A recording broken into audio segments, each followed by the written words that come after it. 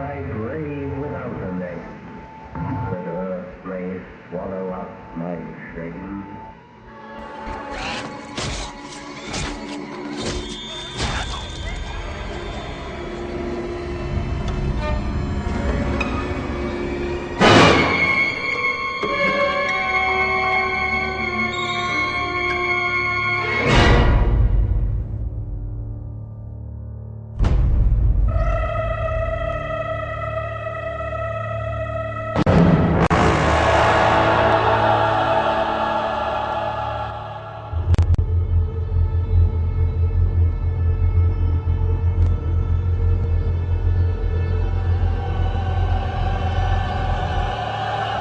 Let it begin.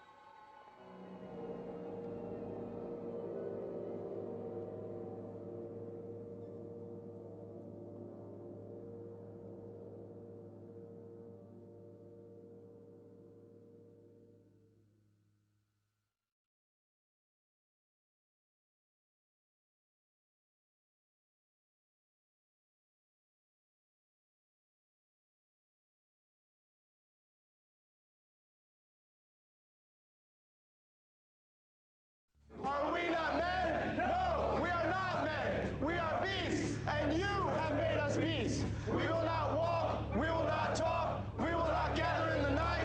We will dress right, dress ready, front. And as a last resort, we will use cold blue steel and jab between the second and third ribs and twist. Ah! Bushmasters! 5, 4, 3, 2, 1.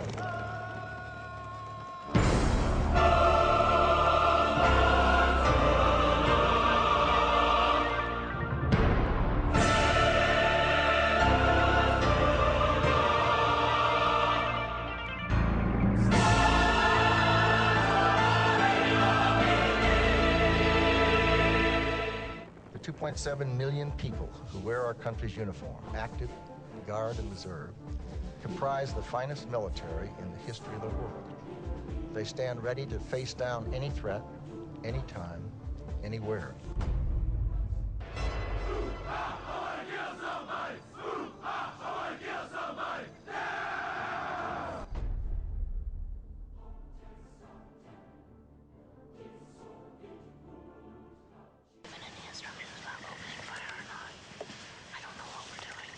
In the summer of 2005, I saw a documentary that was broadcast on the BBC. It had been made in Canada by Sarah Goodman and been funded by a Canadian broadcast company.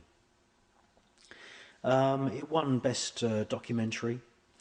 Quite frankly, the people that put this film together deserve more than just a Best Documentary prize. They deserve the Nobel Peace Prize, because this movie, its original title is Build Me Up, Build Me Down, showed in the aftermath of 9/11 that the Pentagon were basically taking in recruits, basically their children, and brainwashing them in these army camps and turning them into ill-equipped, immature killing machines. Lopez, stop. Lopez, stop now. Did you say something, Lopez?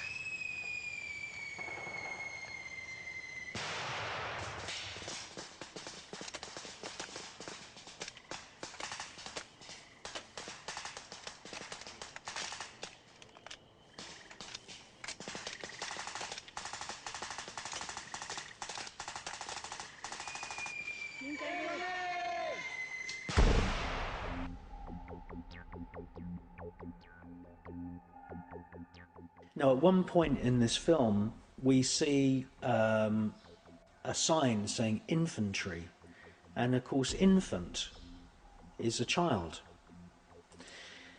And we hear on the soundtrack this whole group of trainees shouting, "I want to kill somebody." How does that fit in with democracy? How is it democratic to use taxpayers' money to train children to shout at the tops of their voices, "I want to kill somebody"? That's not democratic. If they shout, "I want to defend somebody," yes, that's democratic. But "I want to kill somebody," that is demonic. Well, if you want to search for the Antichrist, I suggest you start at the Pentagon. Now, if you look at a satanic pentagram, every Masonic lodge and every Church of Satan somewhere in the building has a 5-pointed satanic pentagram. And if you look at the satanic pentagram, in the center of the pentagram, you see a pentagon. And the Pentagon building itself is a grandiose piece of occult architecture. And the United States, and indeed many cities around the world, are full of occult buildings. The Pentagon is orientated towards the north. This, traditionally in magic terms, is the point on the compass where the god of war, or the spirits of war, are invoked, at the north point of the compass. If you look at an aerial picture of the Pentagon, you'll see that it's a pentagon, inside a pentagon, inside a pentagon, inside a pentagon. And this is symbolic of the way secret societies set themselves up with an outer circle of members, and then you have the inner circle, and then you have the inner core. Washington, D.C. is a fascinating place to explore once you've learnt the signs and all the symbols of Freemasonry and satanic groups such as the OTO. What Washington, D.C. is fashioned after an Egyptian necropolis. And an Egyptian necropolis in the ancient era of Egypt, the Pharaonic dynasty of Egypt. An Egyptian necropolis is a temple for the dead. And what Washington, D.C. is a modern version of an ancient Egyptian temple for the dead, but this is now a temple of death. And if you want to look for satanic inspired architecture, look no further than the Washington Monument. It's proportioned after the giant obelisks of Egypt, and its height above ground is 555 feet. But it's anchored, obviously, into the ground just over 100 feet deep. The foundation runs 111 feet, about 20% of the height of the overall building above ground. If you add 20% onto 555, you end up with 666. The Washington Monument is 666 feet in totality. The other aspects of Washington, D.C. are typically Masonic. The small roads within the parklands surrounding the White House have been exposed by David Icke and many other authors as making up the shape of an owl, which is the symbol of Bohemian Grove in California, Bohemian Club. An owl sitting on the top of a pyramid, and of course the pyramid is one of the symbols that was used by the Bavarian Illuminati. And the whole of Washington, D.C. is this modern temple for death. And the death management center is the Pentagon.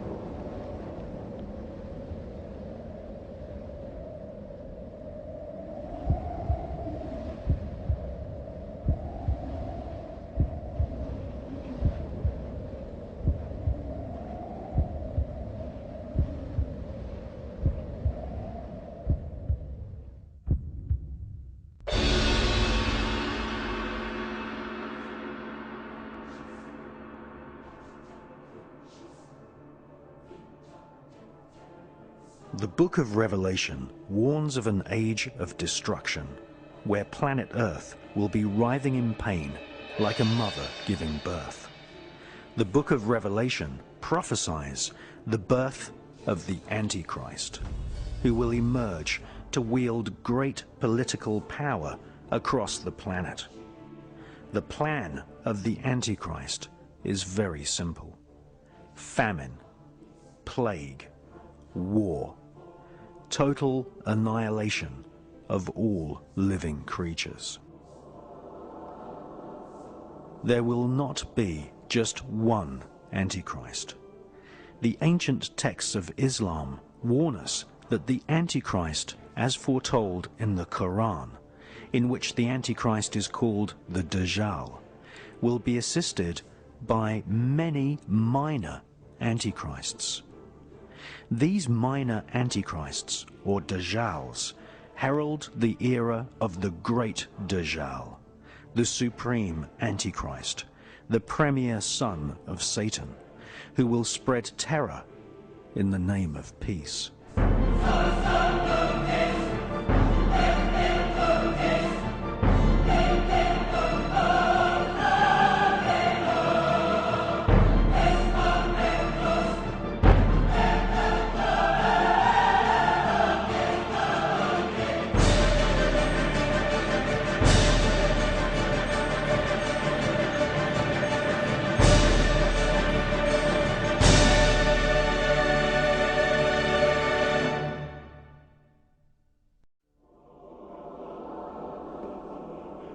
Still, to this day, it is unclear who exactly wrote the Holy Bible. But in the Bible texts, we see that the Antichrist will seek to kill the coming second Messiah. This will be done, apparently, by mass killings of children around the world.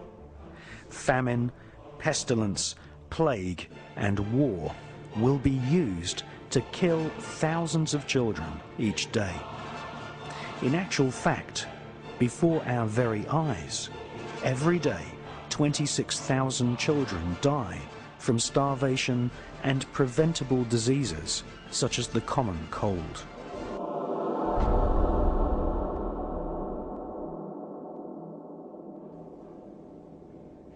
Politicians are advancing a global plan, the plan of the Antichrist.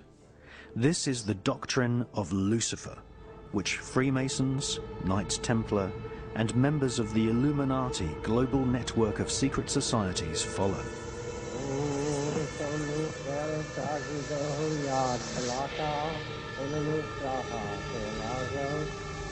Their goal is the total spiritual and ecological destruction of the world.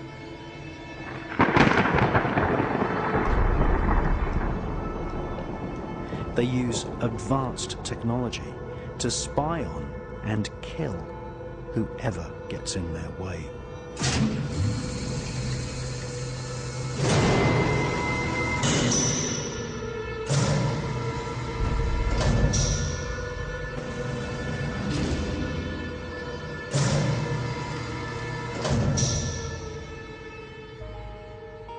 The Illuminati is a global network of witch covens, black magicians, and Freemasons. They use a secret code of numbers and words to communicate the plan to one another. They hold rituals right in the heart of the British Parliament and Washington, D.C.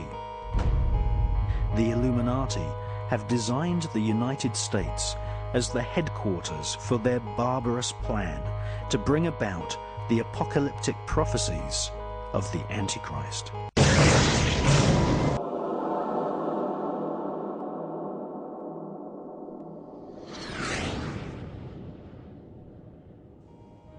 This film is the true story of the Luciferian elite, the true history of the ancient Illuminati, who have created a global fascist dictatorship. This is the true plan of those who serve the Antichrist. Once you have learnt the techniques used by the Illuminati-controlled media and understood the significance of their rituals, you will have the power to stop the Antichrist conspiracy.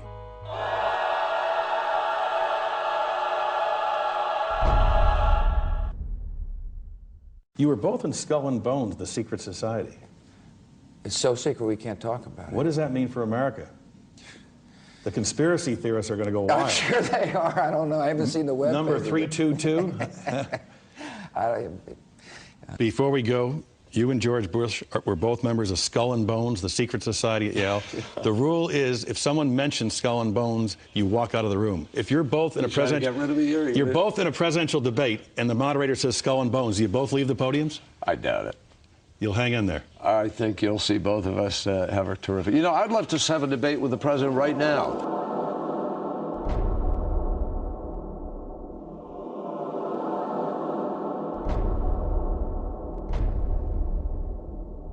If this were a dictatorship, it'd be a heck of a lot easier. Just so long as I'm the dictator, I'm the dictator, I'm the dictator, I'm the dictator, I'm the dictator, I'm the dictator. This evilarchy does exist, and that the eye on the pyramid is the eye not only of Horus but the eye of Lucifer.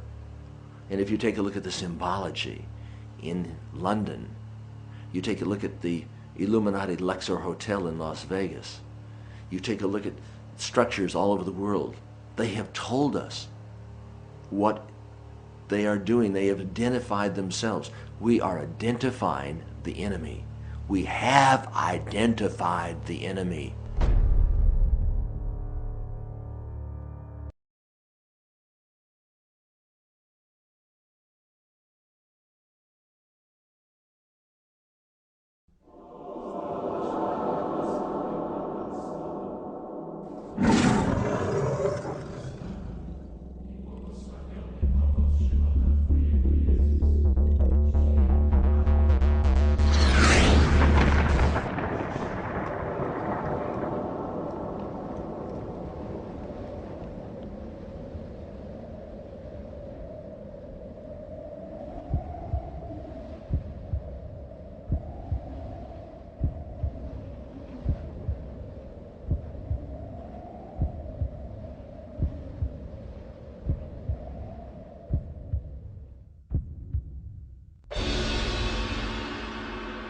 symbols are used by Masonic lodges, witch covens, Satanists and alchemists to directly access parts of the brain which respond to strong shapes and colours. Just as the saying goes, a picture paints 1,000 words, so magical symbols can be used to convey a multi-layered message or command. The use of symbols to convey the desire or will of the magician is generally referred to as sigil magic.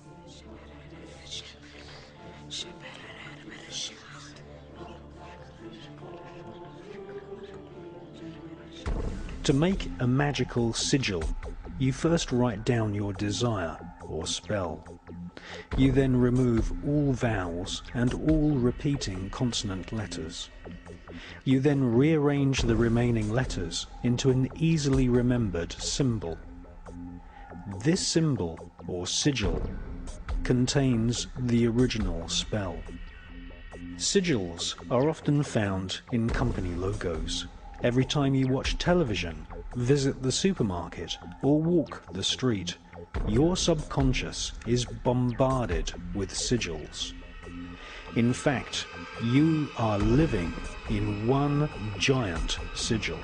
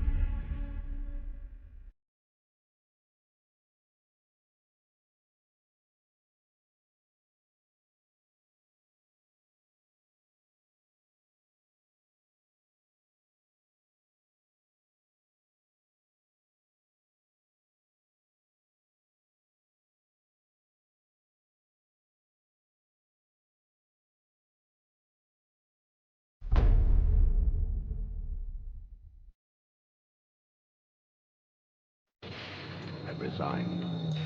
I will not be pushed, filed, stamped, indexed, briefed, debriefed, or numbered. My life is my own. My life is my own. What do you want? My life is my own. Information. We want information. Which side are you on?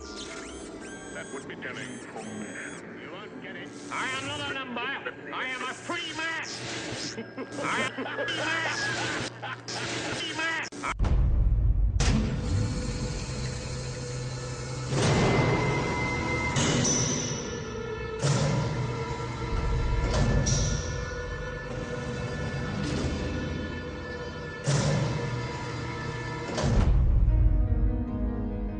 Manly P. Hall was a high-ranking Freemason who wrote The Secret Teachings of All Ages.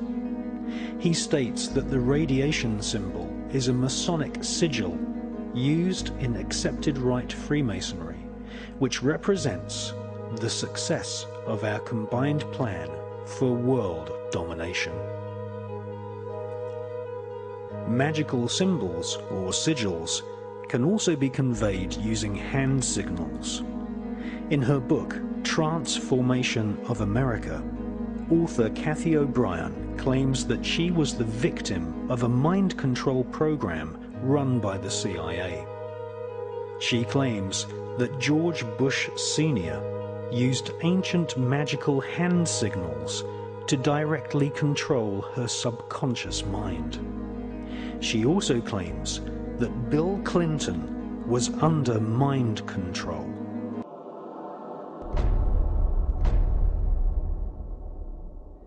In covertly recorded off-air transmissions from the Bush-Clinton presidential election campaign in the 1990s, we can see that Bill Clinton was nothing more than a puppet to the puppet masters which placed him in the White House. Bill Clinton's demeanor seems to be similar to a person who is under a hypnotic trance. I love you.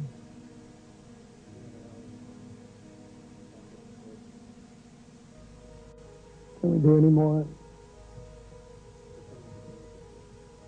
Can we do some more? Can we do some more? Can we do some more fun?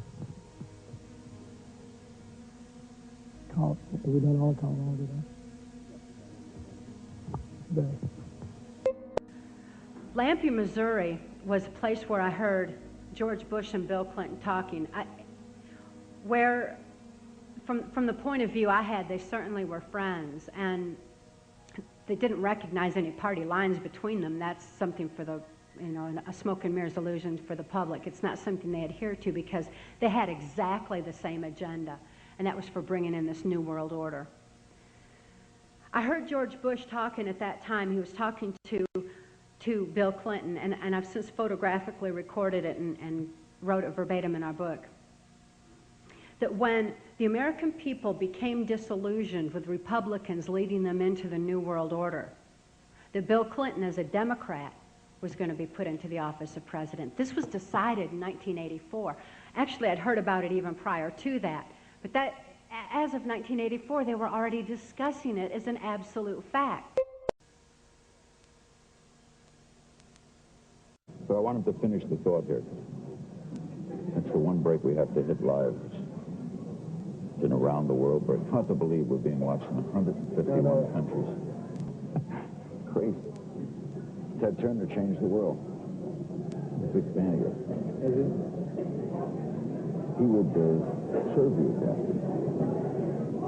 I'm only surprised. Miss Rebbe, what's he got left in life to gain? After you're elected, think about it. No dope. That's for sure. Great guy to work for, too.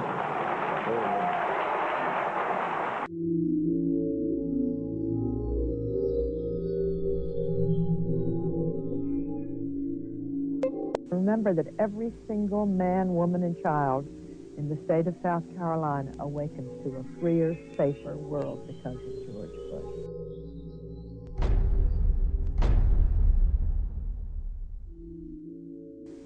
I would remind people that every single morning we all awaken to a safer, freer world because of George Bush.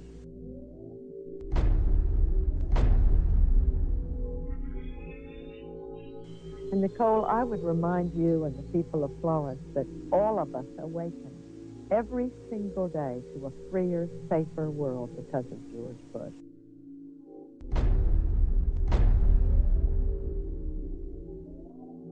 They themselves awaken every single day to a freer, safer world because of George Bush.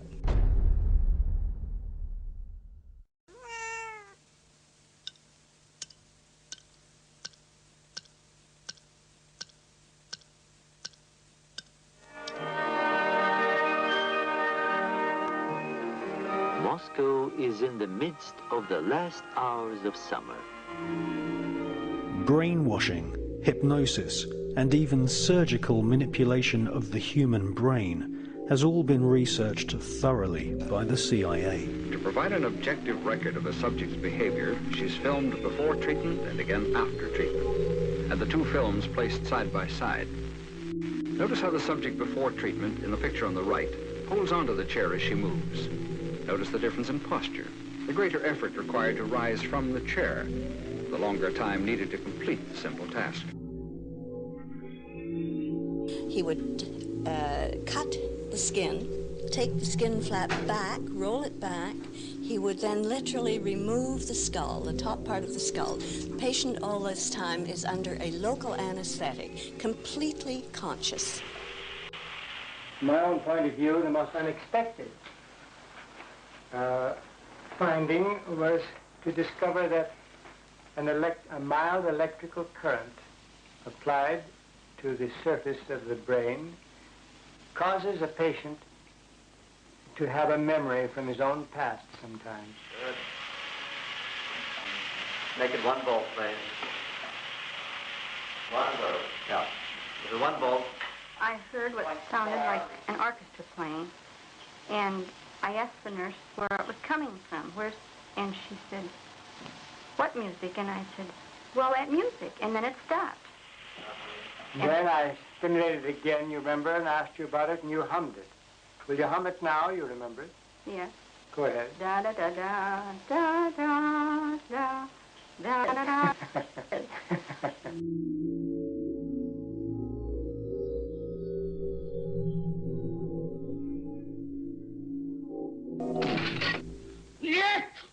The Soviet secret police and their offspring in Eastern Europe and China have presented the world with a series of public trials at which prisoners, including some Americans, calmly and apparently without coercion made confessions of unbelievable crimes, espionage, sabotage, treason.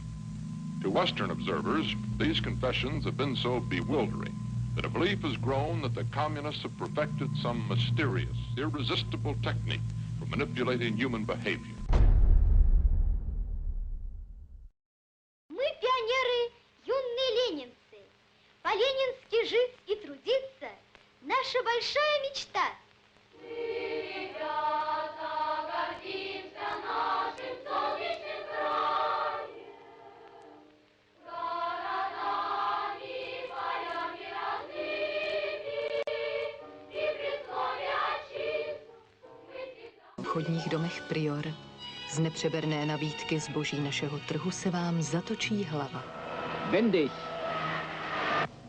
Schnell. Ausdauernd und robust. Ihr zuverlässiger Begleiter, der neue Trabant 601. Durch den sich bei ihr im Laufe der Jahre immer extremer herausbildenden Hang zum luxuriösen Leben nach westlichem Vorbild wurde ihre ideologische Grundposition später immer mehr aufgeweicht.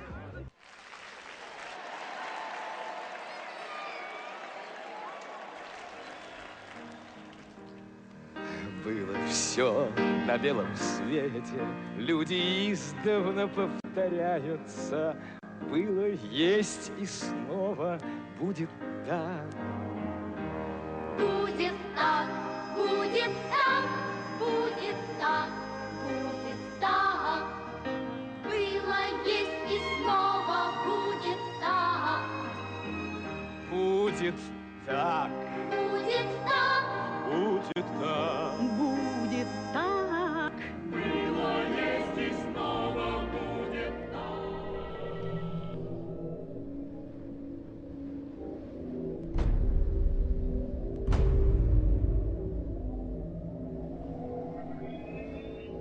If you sat around a table and you said, right, what we need to do is we need to find some way of getting young people to see the world the way we want them to see it, so that by the time they become adults, they are completely following the reality we want them to believe in. Someone might say, well, they might not have it but you know the ideal thing? What we do is we have a system where we take children away from their parents at least 5 days a week, all day, from about the age of 4 and 5, and we have control of their minds until they're about 17, 18. That would be ideal. Well, of course, that's what happens. It's called the education system. Yes. And it's indoctrination.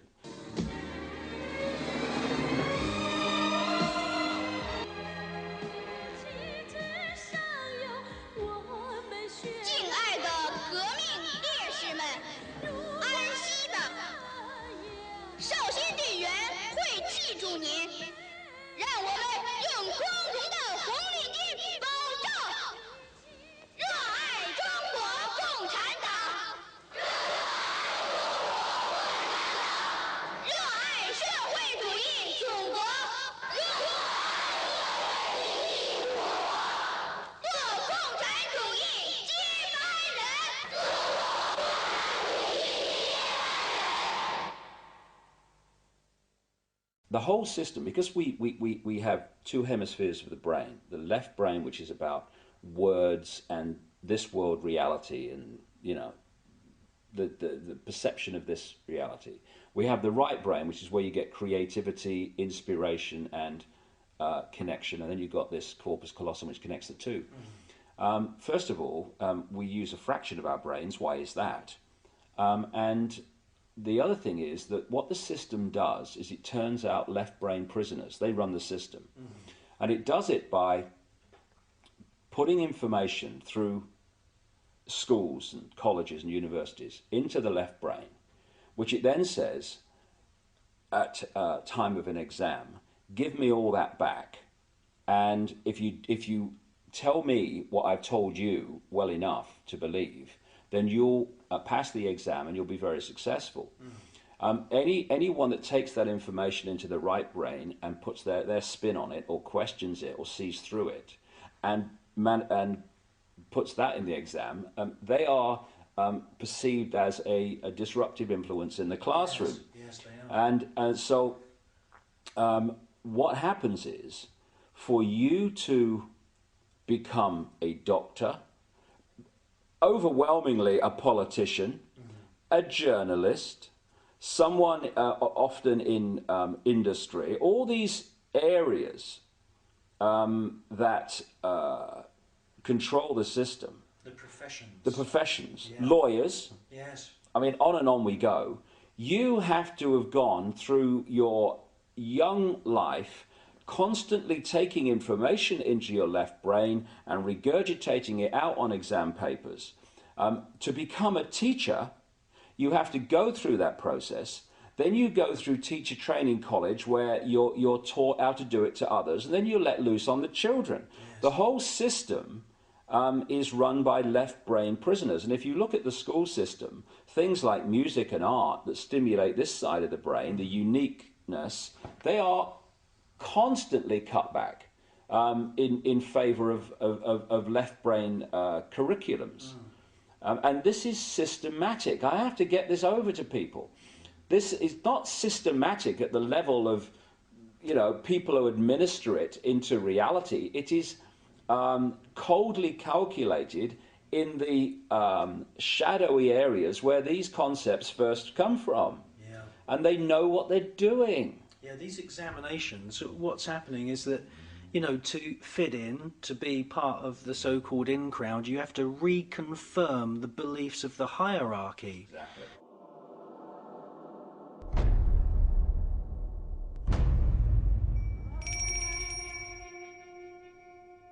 The ancient kingdom of Tibet, situated high in the Himalaya mountains. Tibet is a culture based on compassion, totally at odds with the doctrine of the Antichrist. The spiritual and secular leader of Tibet, His Royal Highness, the Dalai Lama, won the Nobel Peace Prize in 1989 for his continued policy of non-violent resistance of the communist Chinese government, who illegally took control of Tibet more than 40 years ago. Tibet is being systematically destroyed by America's most favored nation, Communist China. Buddhist monks are being slaughtered, and there is wholesale torture of nuns and monks who defy the Chinese military and follow the pacifist, anti-war teachings of the ascended Buddhist masters.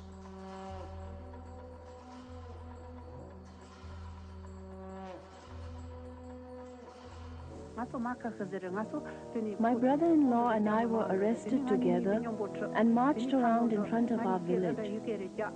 Then the Chinese shot him in the head, and his blood splattered all over me.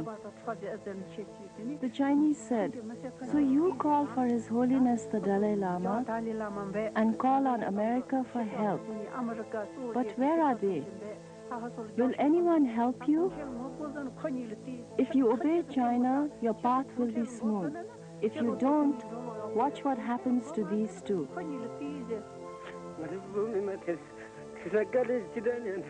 The Tibetan people are suffering immeasurably under the Chinese.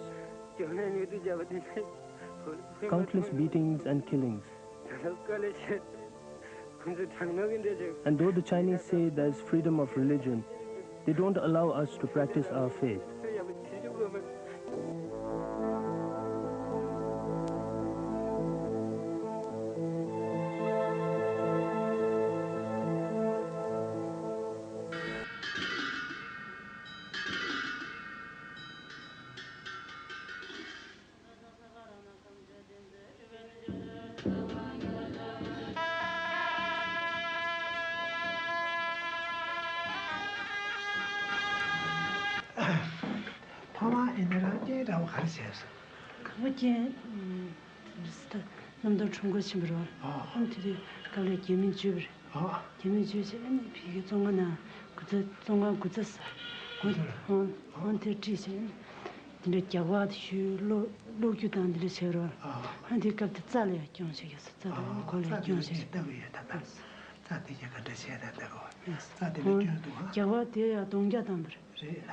Tera dongya dangsen hyo tijole kyang re do. Kyang je dongya dang ko kangbe le cha den de cha ge yor wal. Ande kan je de de do. Tanda tija de ngom bu cha yin. Ja de ba. De lo. De jong ma. Ni za le gyo do si de ni na za shu shu le si a. Do ga. Do ga la. De la do de. Za de le gyo da yo. Do ala, ante. Zade de ne ma do, jose de ne ma yo. Zai gong le jia wa xue re. Ko kan de na ge do. Ko be zu zi ko na zi deng de. Jia wa xue ne ka jie ju. Jia wa xue ne tene ma rang be, su cha san ma rang be. Ma rang be ji de xia le yor wal. Xia le ti le ya jiang jia dang de na yi xia ji. Ka xie ge jia wa mi xie yor. Ni da da ne. 근데 시지. 지레야 겨와 휴시 지 나와 로균야도 원. 지레야 자리 타고 딘데 bomba tinda tudo jawse mi sum sirda shur antine diwa chiya suba khasa ka lo tang chik semena la ya semenda tinda chapjen dang sa yorba jagwa da tinda gyuse ni sum re chim ta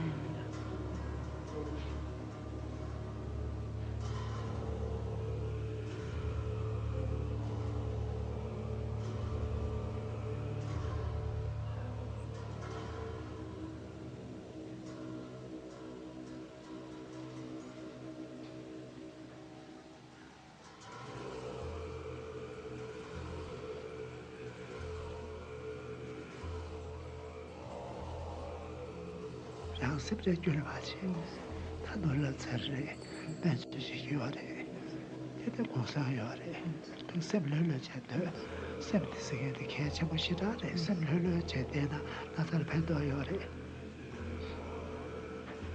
tige me te me do a wa me da me je bo ku ma da o me de le rang de me do sha da me do me sa zai che me sa shu Zalamja tu ye yomare. Ine kali le shula mechi kuma. Jirang de son ta go chen shu. Jirang tanda mare, ji be tanda la. Du song da re, che ji re.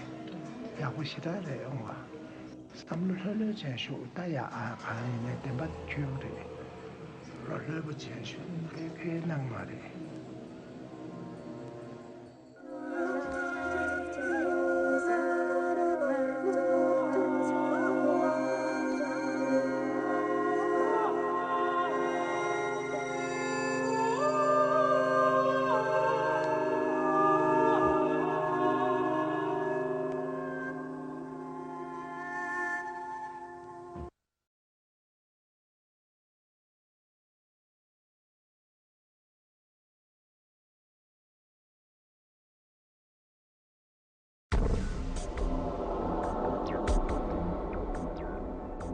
The Free Tibet campaign is a worldwide movement of volunteers who wish to highlight the illegal killings and imprisonment of Tibetan people. Free Tibet! The Free Tibet campaign displayed flags during the state visit of the Chinese Premier in London. The Free Tibet flags were confiscated by British police officers. The peaceful protesters were often arrested and dragged away for no apparent reason. Some were even assaulted and beaten by British police officers. I'm not young, haven't got long hair in dreadlocks, and I'm not covered in rings all over the show. I've always felt strongly about Tibet and about what's going on in China on the political front. The fact that they've still got detainees in prison who were at Tiananmen Square 10 or 11 years ago, that is bloody awful, and something has to be done. And I think in a case like this where the government won't do anything, it's always down to the people to do something instead. Free Tibet! Free Tibet! Free Tibet! Free Tibet! Free Tibet! The police officers carrying out these illegal arrests are mostly members of Freemasonry. Freemasonry is more than just a secret society.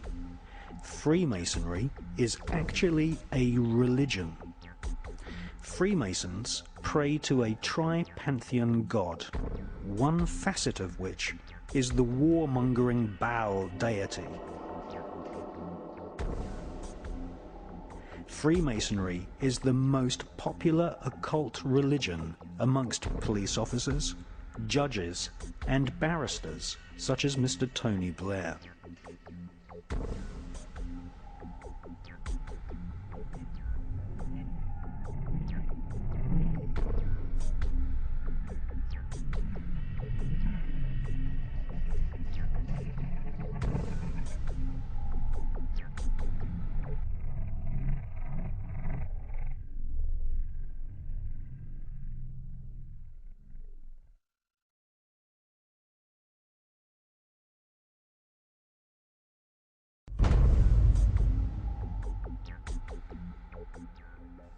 The spiritual master and head of state in Tibet is the Dalai Lama, who has written many excellent books promoting the benefits of meditation and compassion.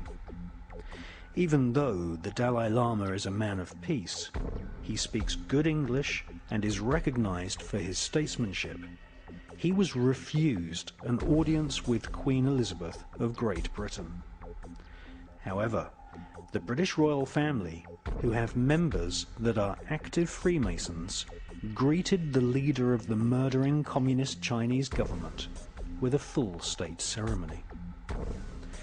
Clements Kuby and Mike Lemley are two filmmakers who have made excellent documentaries about the tyrannical genocide in Tibet. It is clear from these films that Kurt Weidemann of the Washington State Department utterly denies the evidence of genocide against Tibet. Official U.S. policy has consistently regarded Tibet as a part of China, although an autonomous region within China. My crime was that in 1959, I signed a statement saying that Tibet was an independent country. For that, I spent 17 years in Chinese prisons and concentration camps. We have no evidence at this point that the Chinese government is engaged in any policy or in any actions aimed at wiping out the Tibetans, or in short, reflecting a policy of genocide either against the Tibetan people themselves or against their culture. I mean, Tibetans are no longer wearing Tibetan clothes. Tibetans are not talking Tibetan. All the Chinese wear Chinese. It is a blue uniform, everybody. And the monasteries are no longer a monastery, and no monks are there. They used to have mobile clinics which would go from village to village and just get the women together and get them sterilized. Or even women who were pregnant in their 9th month were made to abort their children. At one point in this interview, we see that his mind control programming breaks down. What about self-determination for Tibetans?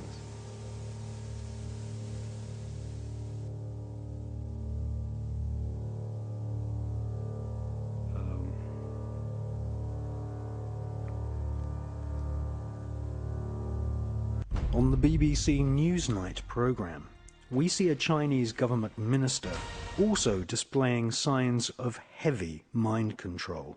Can you explain to us on the political situation why there has been no response from your government to the Dalai Lama's proposal in Strasbourg of nearly 3 years ago now about an arrangement between him and fellow Tibetans and your government?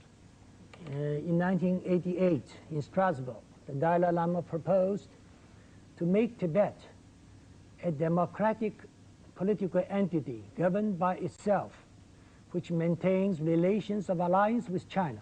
And what does it mean?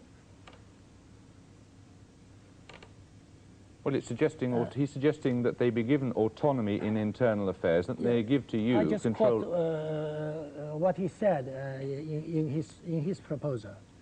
It's nothing new. We think it's nothing new, but another version of the statement that China holds only suzerainty, not sovereignty over Tibet. We heard of this kind of clamoring at the beginning of this century in order to divide China. That phrase also means that the Dalai Lama advocates Tibetan independence. And we have repeatedly said that China's sovereignty over Tibet can never be denied. Neither independence nor semi-independence or disguised independence will be tolerated. Thirdly, the Dalai Lama's proposal favored transforming Tibet into a peace zone or a buffer state among the great powers through demilitarization or neutrality. But a peace zone or neutral zone involves the problem of state sovereignty and international safeguards. So it is out of the question for a country to establish in one of its regions a peace zone or a neutral zone with its neighbors.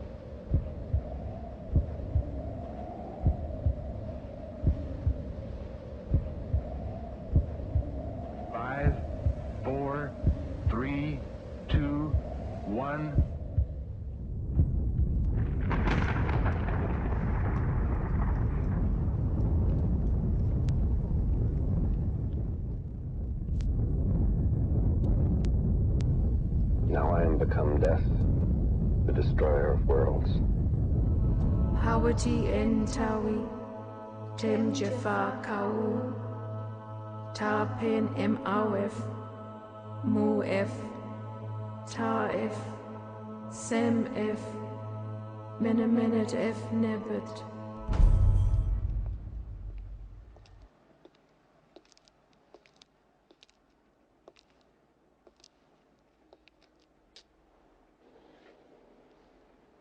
Get on with it. Say what you have to say. When the Jews return to Zion, and a comet rips the sky, and the Holy Roman Empire rises, then you and I must die. From the eternal sea he rises, creating armies on either shore, turning man against his brother, till man exists no more. Book of Revelations predicted it all. I'm not here to listen to a sermon. It is by means of a human personality entirely in his possession that Satan will wage his last formidable offense. You said that my Go wife to was... the town of Megiddo, in the old city of Jezreel. There see the old man Bugenhagen. He alone can describe how the child must die. Look here. He who will not be saved by the lamb will be torn by the beast. Will you stop? Your son, Mr. Thorne, the son of the devil. He will kill the unborn child. Then he will kill your wife. And when he is certain to inherit all that is yours, then, Mr. Thorne, he will kill you. That's enough. And with your wealth and power, he will establish his counterfeit kingdom here on Earth, receiving his power directly from Satan. You're insane. He must die, Mr. Thorne. Go to the city of Megiddo. See Bugenhagen before it's too late.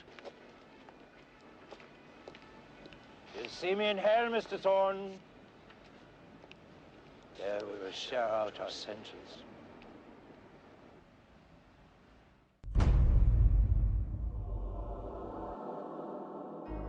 The Kabbalah is a collection of Jewish magical texts which were given to mankind via psychic communion with a fallen angel called Raziel. Raziel is one of a pantheon of so-called fallen angels who serve the light-bringer Lucifer. The Kabbalah describes the many angels and demons who inhabit the spiritual realm.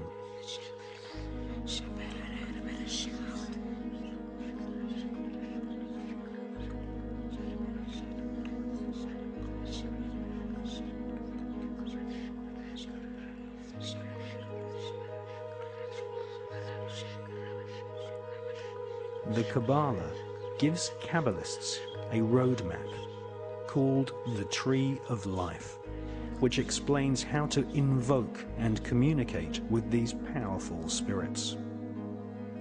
The magical information in the Kabbalah originates from Babylon and ancient Egypt at the time of the pharaohs, but did not reach Europe in printed form until the 11th and 12th centuries. The sacred books of the Kabbalah are just a few thousand words long, but they contain complex descriptions of a spherical Earth, parallel universes, and the atomic nature of matter, ideas which have become common doctrine amongst modern physicists and astronomers. How could such complex information be contained in a group of ancient texts barely larger than an average magazine? The answer is that the Kabbalah is written in code. Codes are used to conceal multi-layered complex information which would later be studied by medieval alchemists. Sir Isaac Newton and many leading scientists studied the rich occult sciences within the Kabbalah.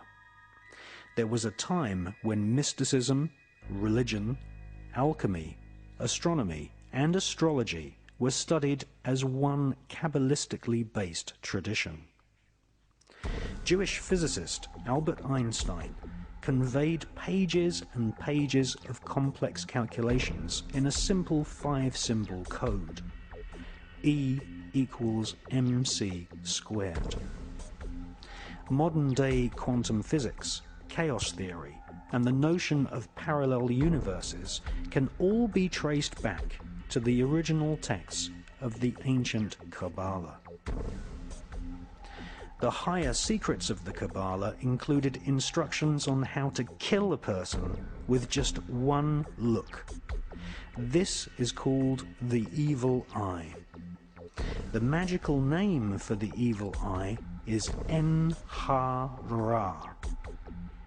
In a wax cylinder recording made in 1921, we can hear British black magician and part-time espionage agent Aleister Crowley invoking the fallen demon angel Raziel and En-Ra-Ha, the evil eye.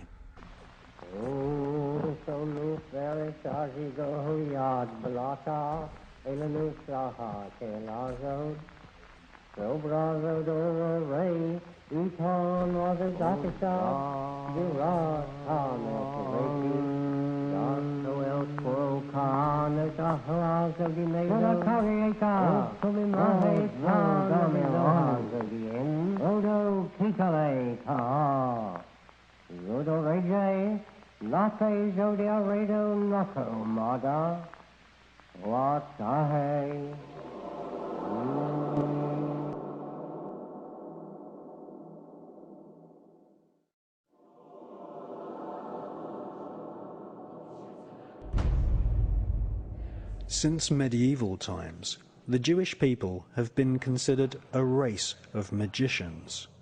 The biblical rabbis used shaman-type techniques to induce altered states of consciousness. Fasting, flagellation, and burying oneself up to the neck were all techniques used to prepare the rabbi-magician for a battle through the 7 portals of the Kabbalistic Tree of Life, where they would eventually meet the supreme deity in a realm called the Merkaba. Ritual sex magic was also practiced amongst some Jewish cults. Many temples had holes in the walls so that rabbis could ritually sodomize a prostitute, a young man or a boy, and invoke the fallen angel Raziel as they reached sexual climax. The word sodomy is derived from the name of the biblical city of Sodom, in which sex magic and also blood sacrifice were widely practiced. A strange version of vampirism, or blood drinking, is still practiced to this day by many rabbis who suck the blood from the freshly severed foreskin of newborn babies.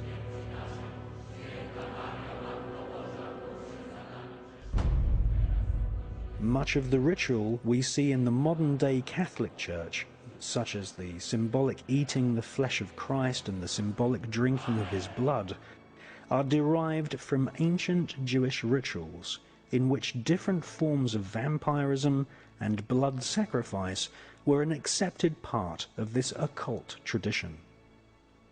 After all, the Pope does wear a Jewish yarmulke.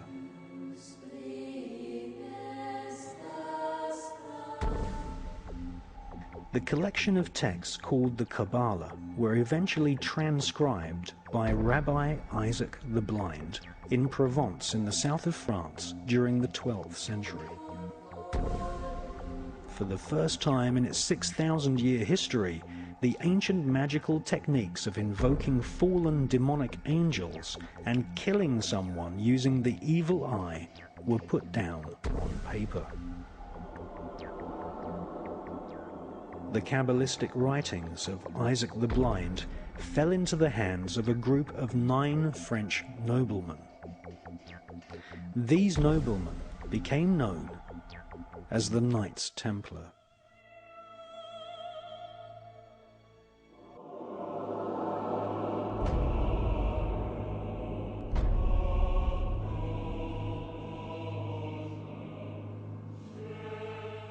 The word cabal, meaning a group who conspire together, comes from the word Kabbalah.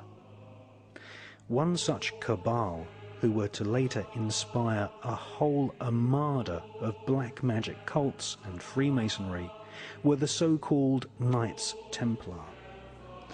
They laughingly called themselves the Poor Knights of Christ, but these men were far from poor.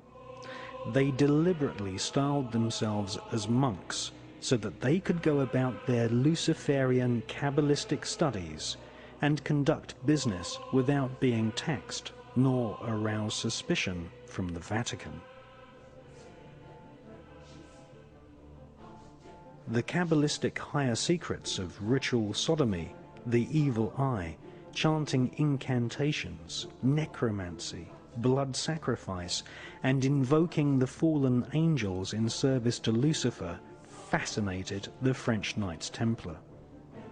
They realized that the Kabbalah originated in Palestine, and once they had realized that the Kabbalah was the key to untold spiritual magical power, they cunningly planned a bloody crusade to Palestine in order to search for more Kabbalistic and magical artifacts.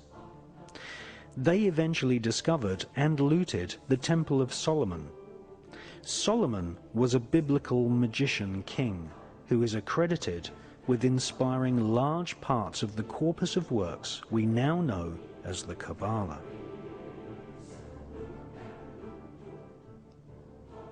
The Knights Templar arrived in Palestine with one main goal: to stop the Muslims from gaining any knowledge about the Kabbalah. Historical Islamic oral accounts from the 12th century testify to a sickening crusade of plunder, torture, murder, and sexual depravity.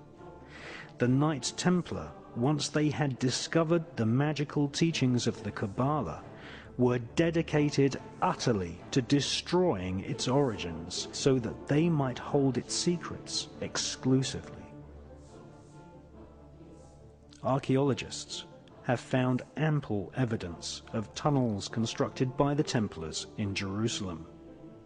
They are widely believed to have found and brought back to Europe the fabled Holy Grail.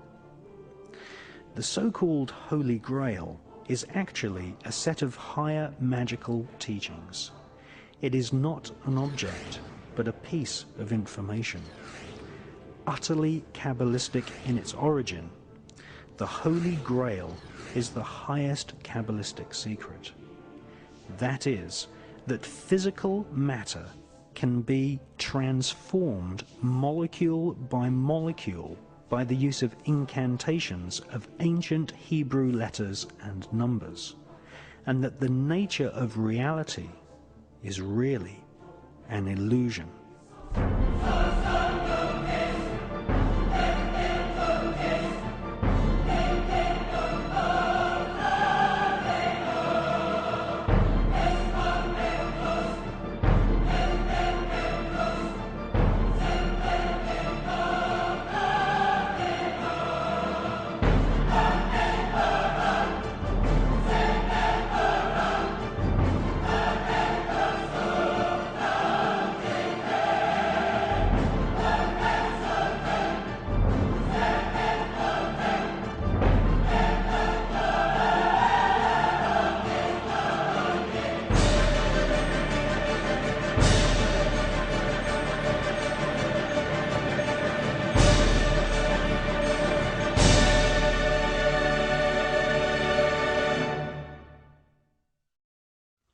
When I said publicly in 1991 that the Earth was a living entity that we could communicate with and could communicate with us, people just dubbed me crazy.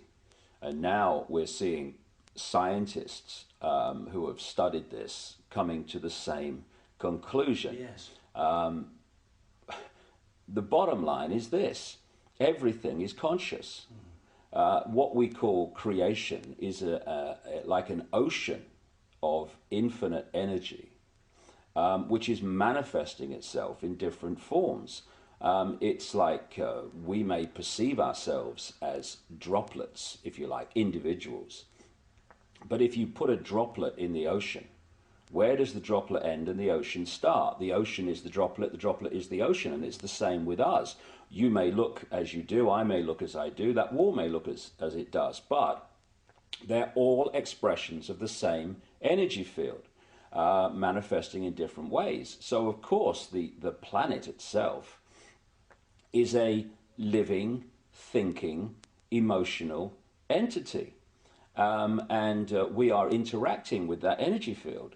And one of the things the Illuminati have set out to do and are trying ever more to do in the period we're experiencing now is to bring the vibrational state of the Earth's field, the Earth's consciousness, to as low a point as they can, because we as human beings are living in that energy field.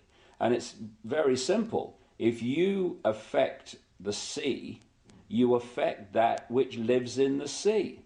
And so the more that they can lower the vibrational state of the planet, the more it becomes, if you like, treacle-like density. Mm-hmm. The more we living in that energy field are pulled into that state.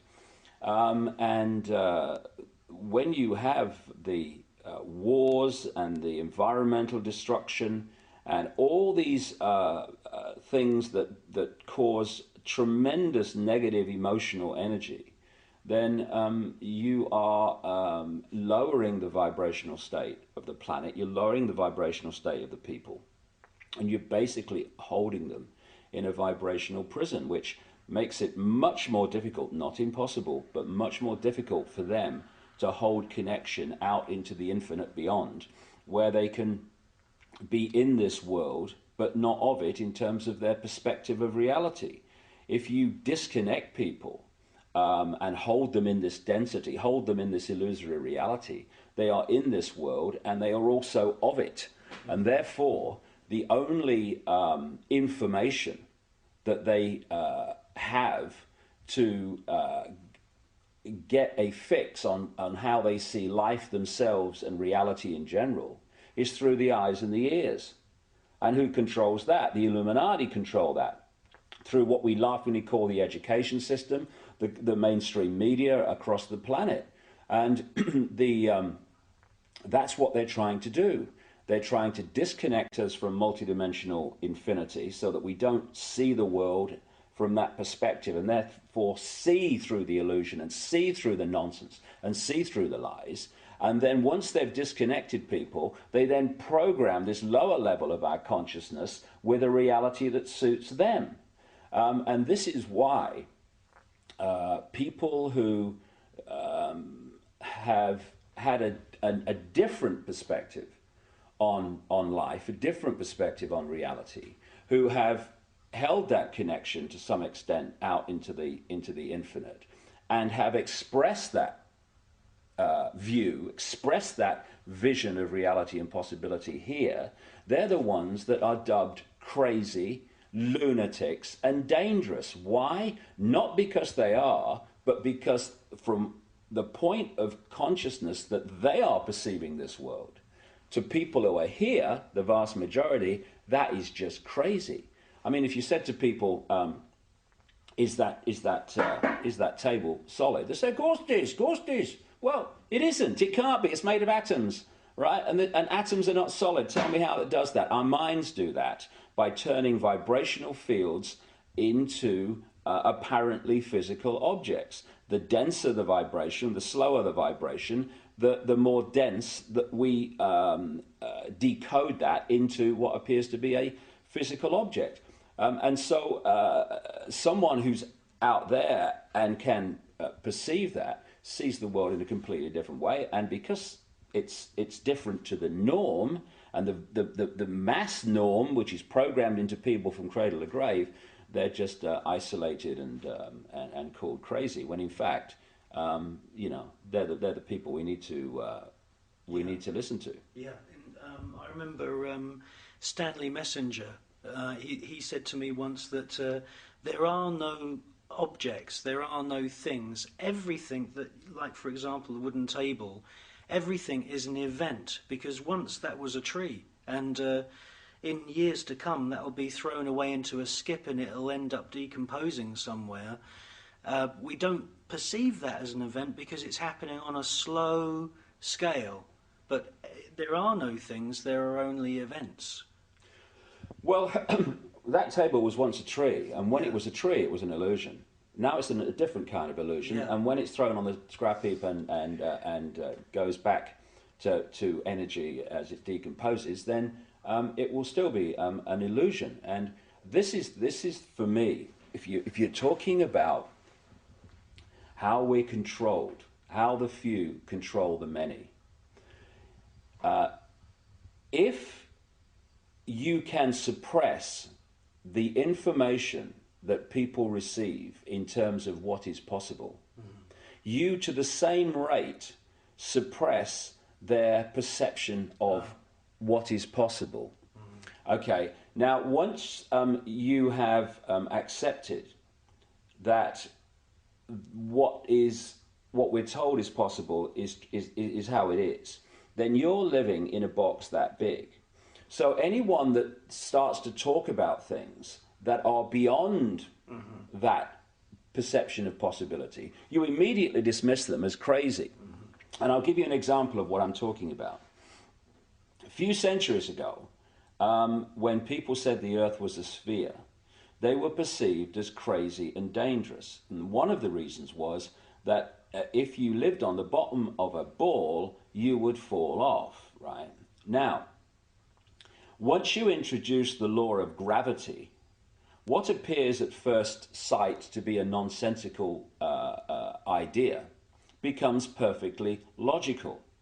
However, if you suppress at that time knowledge of the law of gravity, then people are going to dismiss the truth because they can't perceive that the truth can be possible.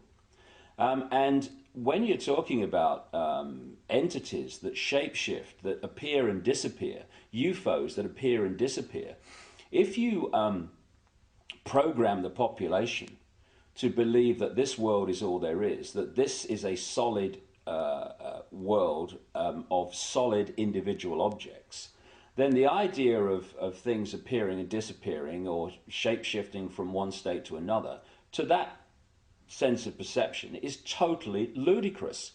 But once you introduce the suppressed knowledge, which is that this world is not solid, and what we're living in is basically symbolically a radio station, in terms of all the radio and television stations broadcasting to this place now are all existing in the space that I'm sitting in. I can't see them. They are not aware of each other unless they're really close on the dial, because they're on different frequencies. And if I'm on or something else is on a different frequency, a seriously different frequency to that wall, then I can walk through it, or something else can walk through it. Just as if I turn my radio on now, I tune into a radio frequency broadcast that's coming through this wall or this window. And so this reality that we think is so solid and all that there is actually like a radio station. And this physical body, this holographic illusion, locks us in, tunes us in like a radio to this radio station, to this reality.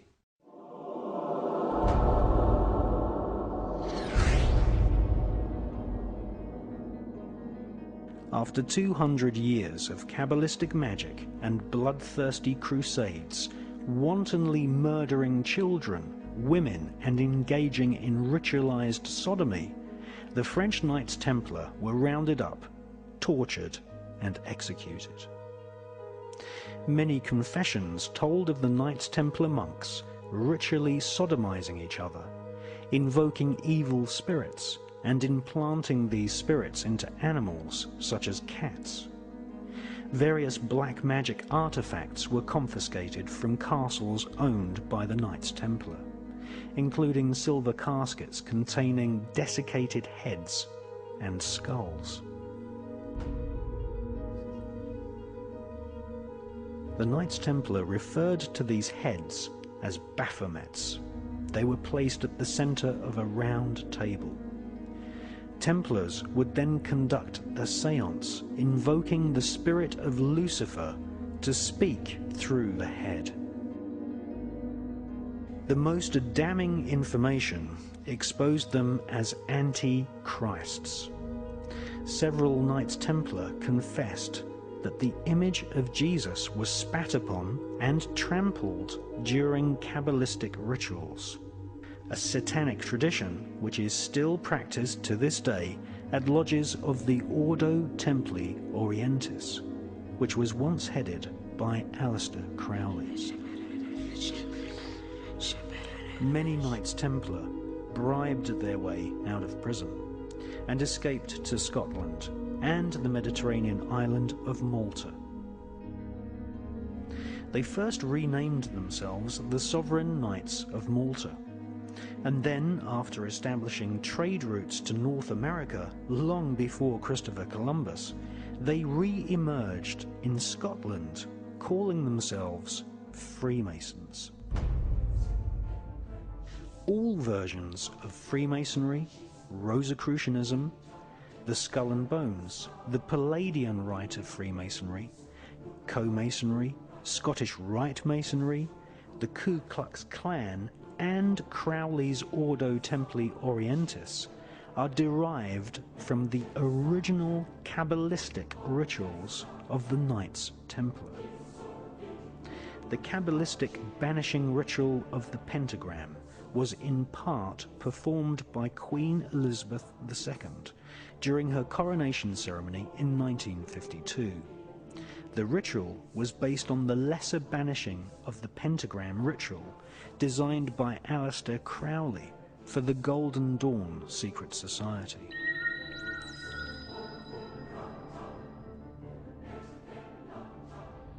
There comes now yet another ancient ceremony.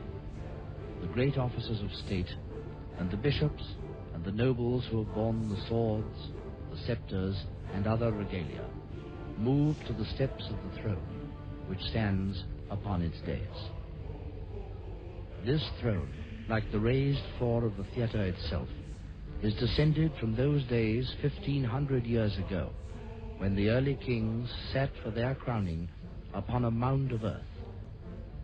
So today, the Queen will ascend the steps of her throne, there symbolically to be lifted into it by the Archbishop and the Earl Marshal, in the sight, today, of a great multitude of people.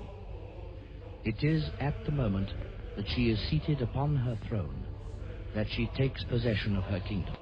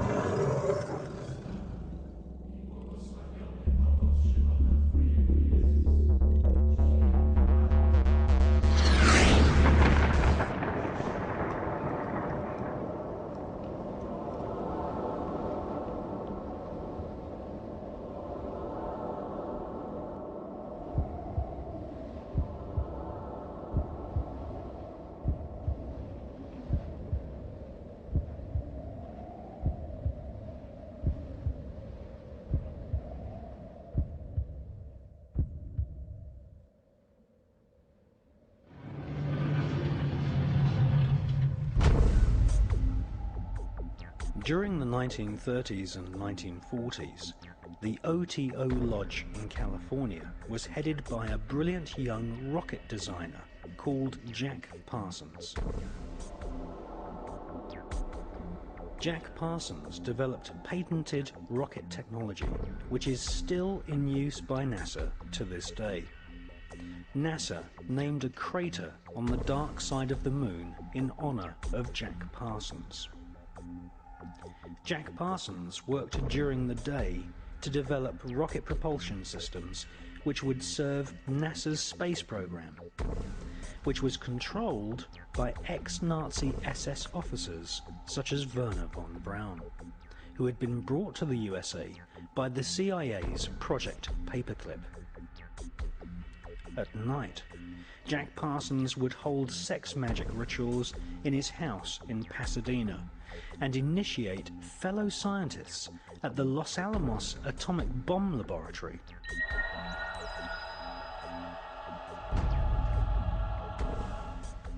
Jack Parsons was fully aware of what his rocket designs would eventually be used for. Not far from Jack Parsons' rocket lab in Pasadena, Robert Oppenheimer was building the world's first atom bomb, which would be exploded at Los Alamos near a place called the Road of Death, which lies on the 33rd degree parallel.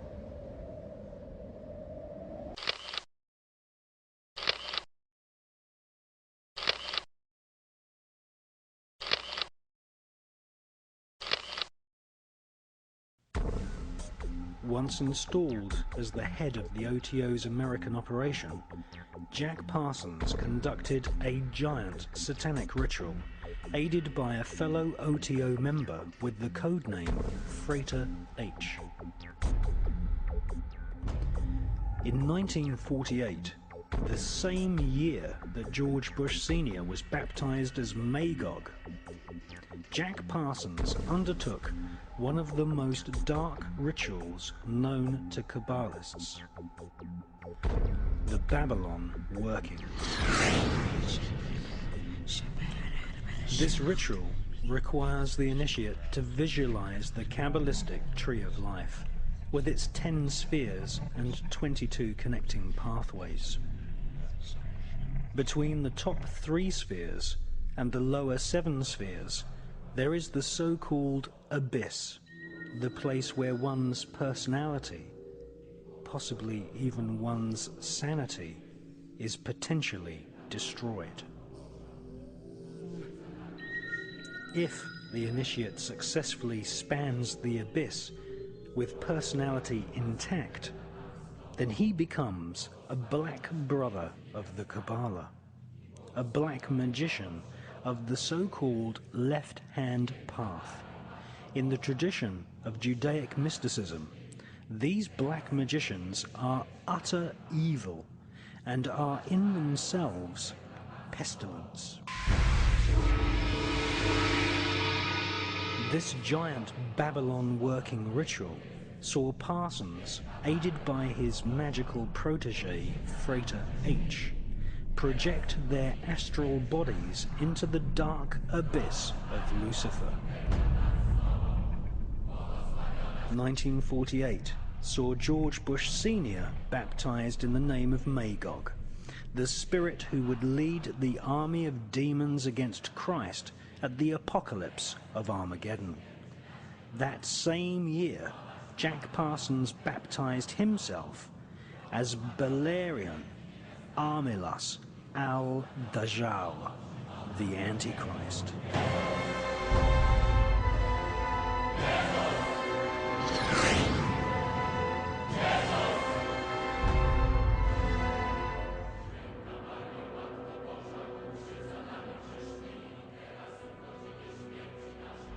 Parsons took on the ancient Judaic teaching that Christ and his church were the enemy of civilization, and that they had to be destroyed. On a 40-day pilgrimage in the Mojave Desert, the place where Area 51 now resides, Parsons summoned forth Babylon, the Scarlet Woman, the whore of the apocalypse, the consort of the great beast Satan 666. According to the mysterious Freighter H, during the ritual he saw Parsons rip a hole in space-time, and something evil flew in.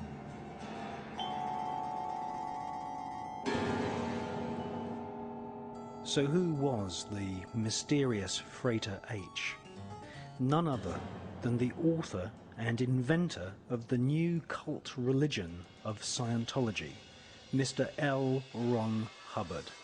Former initiate of Aleister Crowley's OTO, Hubbard wrote a so-called sacred text called Dianetics, which now has an inspired following of evangelical millionaires in Hollywood, just as the Kabbalah training schools are now brim full of people who had their interest in these Judaic magical techniques inspired by Britney Spears and Madonna.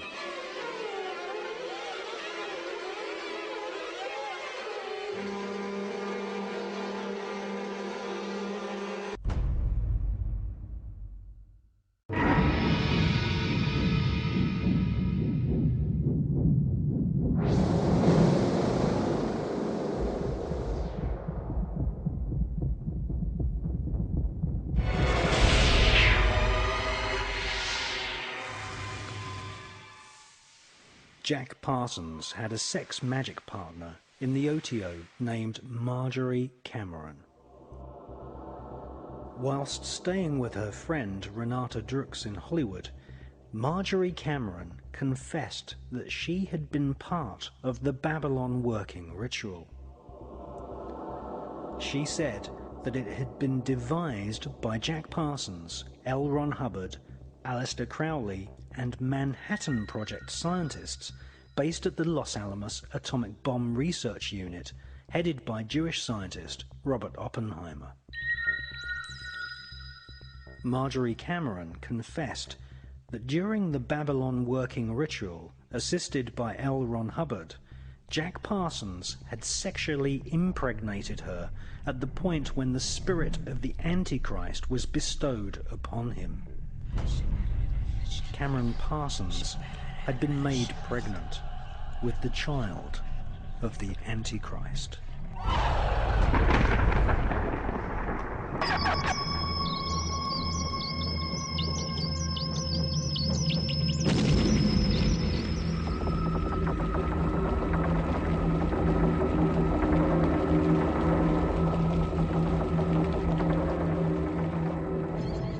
They were breeding what the Kabbalah describes as a golem, or a golem.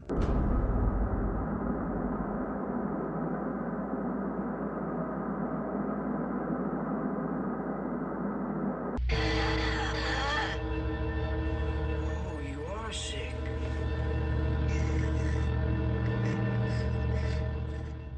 A golem is an artificially created humanoid, usually made from dead human body parts, which is animated by the magician chanting incantations and mantras.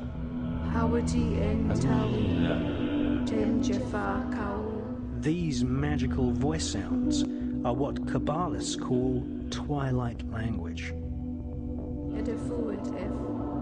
Isaac Bashevis Singer, winner of the Nobel Prize for Literature, once wrote, "The Kabbalah teaches that dead matter is not really dead, but can be brought to life as a golem by chanting mantras. The Talmud speaks of Rabbi Rava, who had the power to create golems. We are living in an epoch of golem makers right now."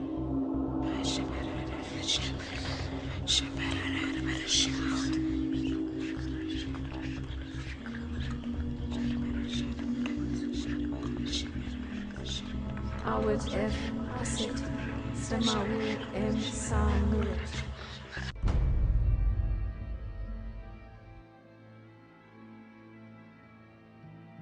In the horrific film Rosemary's Baby, directed by Roman Polanski, a satanic cult in New York, led by a character based on Aleister Crowley, summoned forth Satan to impregnate a young girl and breed an Antichrist golem child.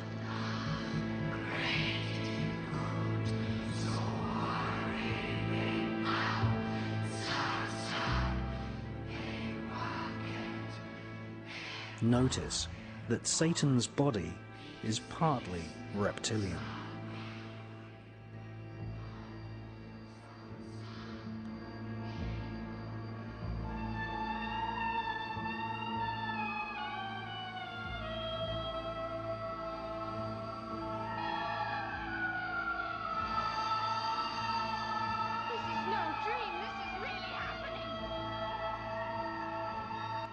Interestingly, the devil in Rosemary's Baby is played by none other than Anton LaVey, founder of the American Church of Satan.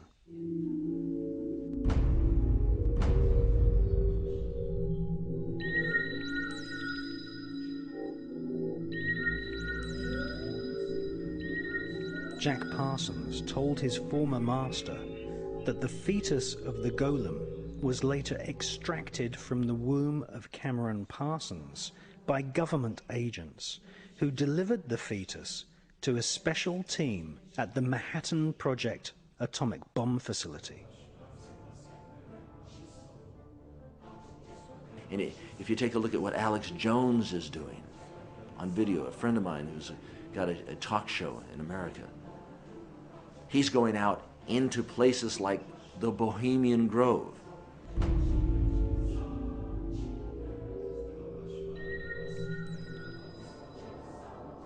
Six years ago, American broadcaster Alex Jones and his cameraman Mike Hansen infiltrated Bohemian Grove, a gigantic private forest owned by the Bohemian Club of San Francisco. For 130 years, the Bohemian Club has been holding rituals for 2 weeks each summer in a private 2,000-acre redwood forest.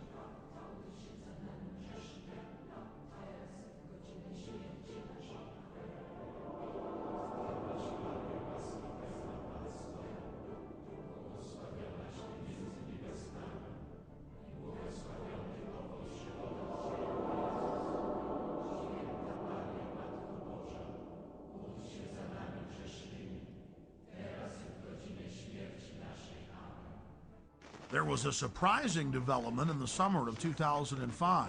A Bohemian Grove employee decided to videotape some of the activities in the Grove and to give us the footage. The footage you're seeing was shot on a tiny digital camera, so the quality isn't the best, but the images are powerful. The individual that gave us this footage asked that we not release their name.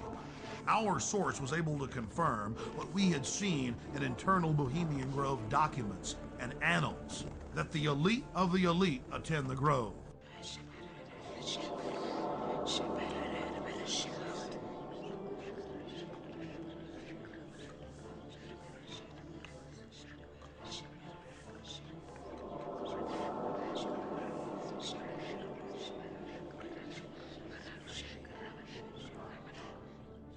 The Grove's own internal annals brag that the Manhattan Project, or the plan to create the A-bomb, was hatched inside this building, known as the Chalet. The Strategic Defense Initiative, better known as Star Wars, was also the brainchild of Grove members and was born inside the Chalet. Our source worked at the Grove in the summer of 2004 and the summer of 2005, and he was able to obtain 2 program covers for the cremation of care ceremony, as well as a 2005 membership list, which reads like a who's who of U.S. and European elite. Former President Jimmy Carter, former President George Herbert Walker Bush, President Bush, Henry Kissinger, George Shultz. The list goes on and on.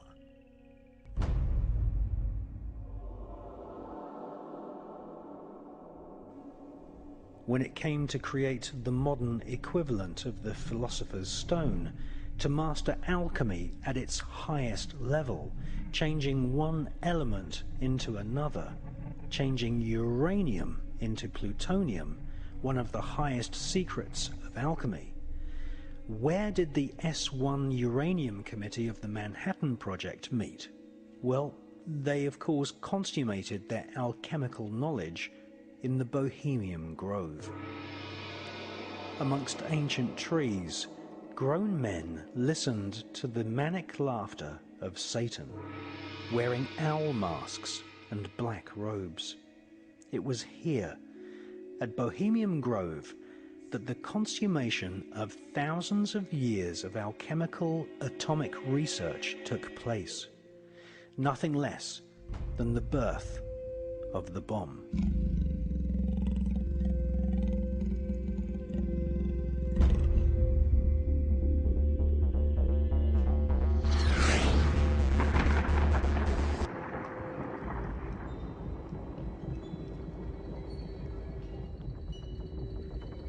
American author Michael Hoffman, in his book Secret Societies and Psychological Warfare, speculates that the golem fetus may have been placed inside a giant 25-foot long, 12-foot in diameter canister, which was photographed at the Los Alamos atomic bomb test range.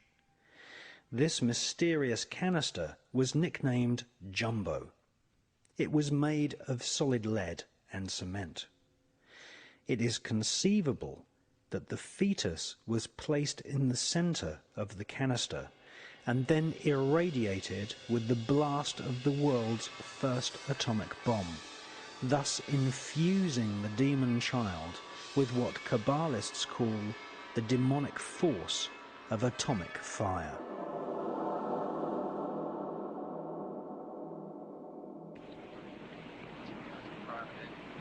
You have a grandstand seat here to one of the most momentous events in the history of science.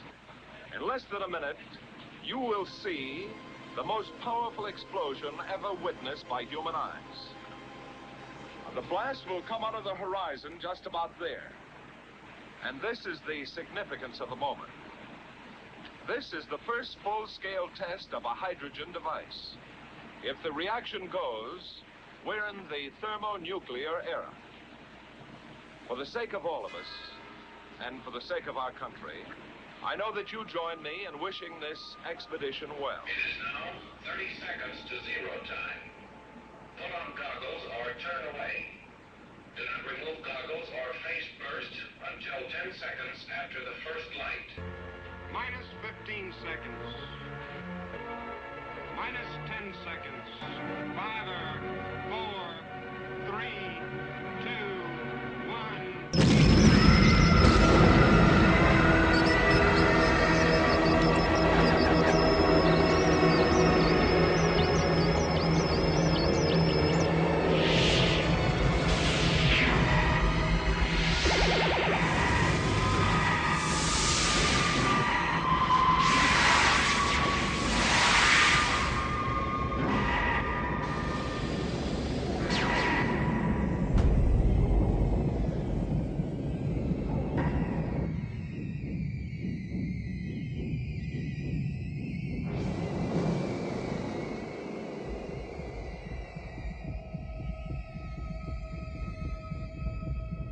Two years later, Parsons revealed to his mother that his golem child had lived, and that it was female. A fan of ancient Indian mantras was the Jewish evil genius Robert Oppenheimer. His team of Manhattan Project scientists took advanced alchemy to its absolute evil limits.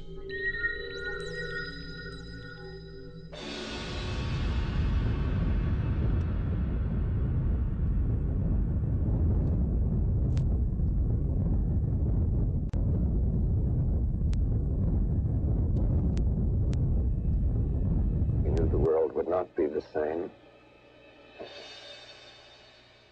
Few people laughed. Few people cried. Most people were silent. I remembered the line from the Hindu scripture, the Bhagavad Gita. Vishnu is trying to persuade the prince that he should do his duty, and to impress him takes on his multi-armed form and says, "Now I am become death, the destroyer of worlds, the destroyer of worlds, the destroyer of worlds." Robert Oppenheimer and his Jewish scientists, the four horsemen of the apocalypse, named the first atomic bomb Trinity. Was this in reference to the Christian Trinity? Or is it a veiled reference to the great beast, the Scarlet Woman, and the Antichrist? Welcome to what Aleister Crowley called the Eon of Thelema. Thelema is the Greek word for willpower. This, as we shall see in the third volume of the Illuminati, is the age of Thelema, where the whole of humanity is being processed, bombarded with images of death. This is the new world order.